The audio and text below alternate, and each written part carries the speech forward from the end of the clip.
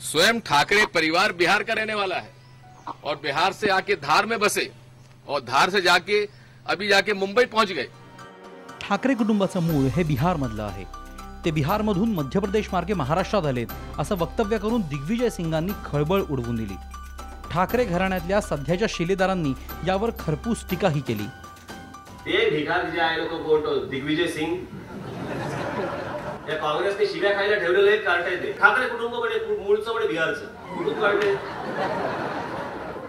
मग दिग्विजय सिंगाचा कुटुंब हे काय सुलभ शौचालयात नाही? कारण पहिल्यांदा जेव्हा मला हा प्रश्न विचारला तर मी पटकन बोललो की कोण गाढवा असं म्हणतोय।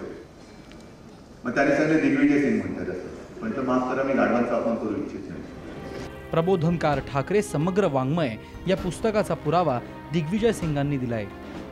या पुस्तकात 45 नंबर पानावर हा संदर्भ देण्यात आलाय। ठाकरे कुटुंबीय बिहारमधील मगध इथून मध्य प्रदेशातील भोपाळ इथे वास्तव्याला आले।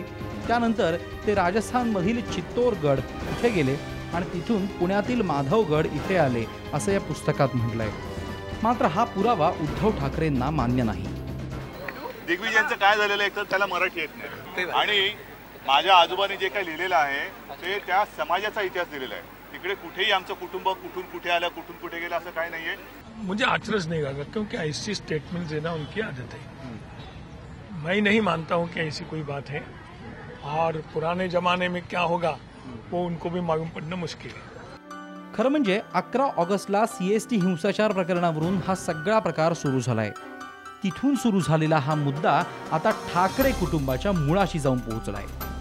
सिंदवाडच्या सफरींच्या गोष्टींसारखे इथे गुद्द्यातून मुद्दे आणि त्यातून प्रतिमुद्दे निघतायत। राजकारण भरकटल्याचं हे उत्तम उदाहरण आहे। Bureau report, Saam Marathi.